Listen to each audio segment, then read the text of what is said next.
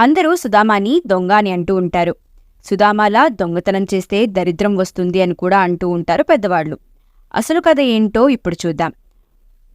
రోజు ఒక పేద బ్రాహ్మణ స్త్రీ భిక్షాటన చేస్తూ తన జీవితాన్ని కొనసాగిస్తూ ఉంటుంది.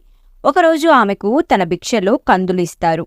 ఆవిడ నిద్రపోయేటప్పుడు ఆమె దిండు కింద ఆ మూట పెట్టుకుని పడుకుంటుంది. అదే రోజు రాత్రి ఒక దొంగ వచ్చి ఆ మూటను బంగారు మూటగా అనుకుని దొంగతనం చేస్తాడు. దాన్ని తెరిచి చూస్తే అందులో కందులు ఉండడంతో దొంగ రాత్రి ఆ గుడి దగ్గర ఆ మూటను వదిలేసి వెళ్లిపోతాడు. తెల్లవారుజామున ఆ ముసలి తల్లి తన కందుల మూట దొంగతనం జరిగిందని తెలుసుకుని కోపంతో ఈ పప్పు తిన్నవాడు నాలాగా డబ్బులేనివాడై నిరుపేదగా మిగిలిపోతాడు అని శపించింది. మరొకవైపు గుడి దగ్గర పడి ఉన్న ఈ కందుల మూటను గురుమానుడు చూస్తాడు. దానిని సుధామ వద్దకు తీసుకుని వచ్చి, నువ్వు శ్రీకృష్ణుడు కలిసి ఈ కందులని పంచుకొని తినండి అని చెప్తాడు. ఆ మూట సుధామ చేతికి వచ్చిన వెంటనే బ్రహ్మజ్ఞాని అయిన సుధామకి ఈ కందులు శాపగ్రస్తమయ్యాయని తెలుసుకుంటాడు. శ్రీకృష్ణుడు ఈ కందులను కనుక తింటే దాని ప్రభావం ప్రపంచమంతా అనుభవించాల్సి వస్తుందని ఆ వృద్ధ మహిళ కందులను ఆయన ఒక్కడే తినేస్తాడు. ఎప్పుడైతే శ్రీకృష్ణుని కలవడానికి సుధామ వెళ్తాడో అప్పుడు శ్రీకృష్ణుడు అతన్ని తాకగానే సుధామ పేదరికం అంతా నయమైపోతుంది. ఇది నిజమైన సంఘటన. వీలైనంత వరకు అందరికీ షేర్ చేయండి. నచ్చితే లైక్ అండ్ సబ్స్క్రైబ్.